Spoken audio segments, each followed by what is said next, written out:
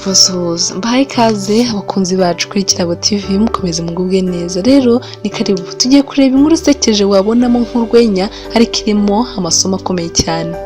Abantu benshi mu buzima bwa buri munsi cyane cyane abashakanye bagira ibyo bumva kimwe n'ibyo batemeranywaho na gato. Hakaba rero kandi n'umwe yifuza kugerageza undi cyangwa kumuhima nyuma akabihomberamo. Iyi nkuru rero ushobora gufata nk'inkuru y'urwenya rwo kuruhura umutwe, ariko ikaba yanatuma umuntu arushaho gutekereza kandi akagira icyo yungukiramo mu bitekerezo bye.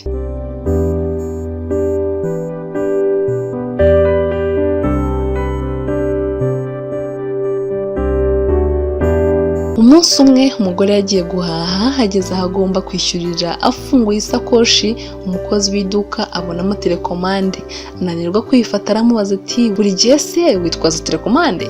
Umugore aramusubiza ati oya si buri gihe, ariko umugabo wanjye yanze kumerekeza guhaha ashaka kwirebera imipira y'i Burayi mpitamo kuyimutwara. Isomo hano wakuramo: ntukirengagize guherekeza no gushyigikira umugore wawe mu bimushimisha atazaguhema.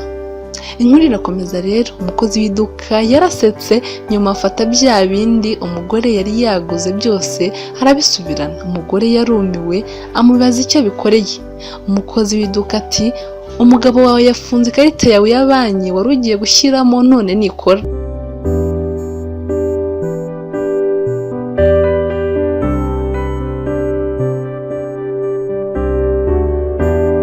Isomo: ntukigere usuzugurira ibishimisha umugabo wawe. Inkuru irakomeza nanone. Umugore yahise asohora ikarita ya banki y'umugabo we kuko yari yayitwaje, aba ariyo yifashisha asangayo umugabo atibutse kuyifunga. Isomo hano nanone wakuramo: ntugasuzugure ubushobozi n'ubushobozi by'umugore wawe. Inkuru irakomeza.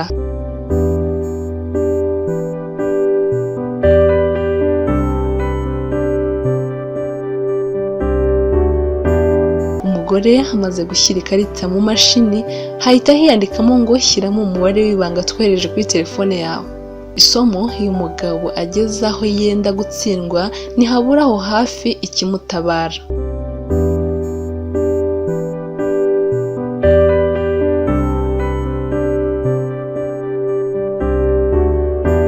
Inkuru irakomeza rero.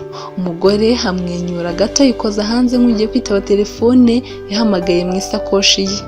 Niyo umugabo we rero yari yakiriye ubutumwa bugufi yoherejwe, nayo umugore yari yayitwaje na telekomande kugira ngo umugabo ataza kumuhamagara yibereye mu isoko. Yaragiye yishyura ibyo yahashye yitahira anezerewe. Isomo hano none wakuramo: ntuzigere ukerensa ubushobozi bw'umugore wageze mu kaga.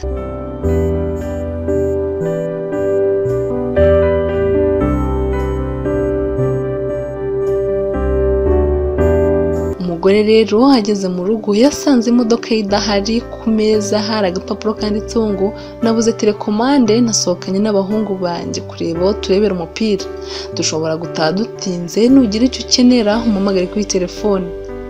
Isomo: ntukagerageze kugenzura uwo mwashakanye, ntacyo bizakugezaho. Ngako rero nta gakuru, ni inkuru isekeje wabonamo nk'urwenya ariko irimo amasomo akomeye cyane. Nyemerera ukande subscribe ubundi twikomereze turebe. Hari ubuhamya nanone umwana w'umukobwa yatwandikiye aduhaye agira ati iyo basaza banjye bahari mama ntiyongera kunyitaho.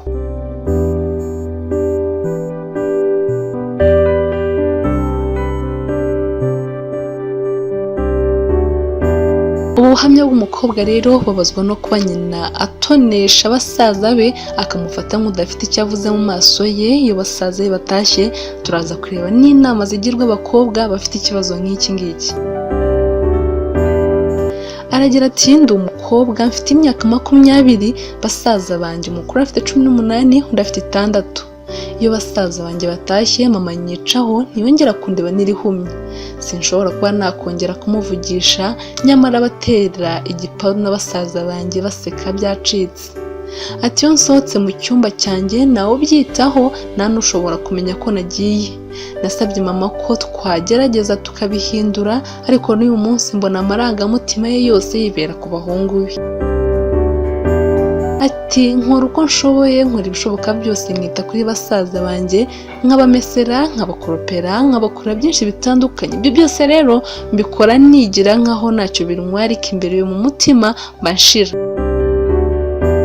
Ati nimugoroba nari kumwe na mama tureba televiziyo, basaza banjye baje, mama ahita yigira nkaho nahari nk'ibisanzwe.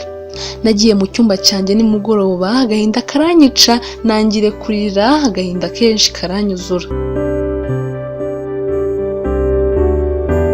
Inama rero hano wakuramo, inama z'inzobere zitanga uko mama wawe kwitwaraho, akenshi biterwa n'ikikuzamo yakurebye. Iyo mama wawe akurutisha basaza bawe, aba yararezwe yerekwa ko umuhungu aruta umukobwa. Umuti rero ni ukuganira na mama wawe, ukamenya uko yakuze, aho yakuriye, uko bafataga umukobwa n'uko bafataga umuhungu. Ibyo rero byatuma amenya ko uko yarezwe byangije imitekerereze ye, agatangira inzira yo guhinduka. Byaba byiza ugiye uganira na mama wawe. Uko rero ubwo ni ubuhamya bumwe n'umukobwa yaduhaye. Niba wifuza nawe kutwandikira, wenda ari igitekerezo ushaka kuduhereza se, watwandikira muri komenti. Habifuza kutugira inama cyangwa se ikindi gitekerezo icyo ari cyo cyose turacyakira, watwandikira kuri email yacu iyo ngiyo urimo kureba. Mugire ibihe byiza rero, mahoro y'Imana abane namwe. Nyemerera ukanda subscribe, like, share na comment. Mugire ibihe byiza.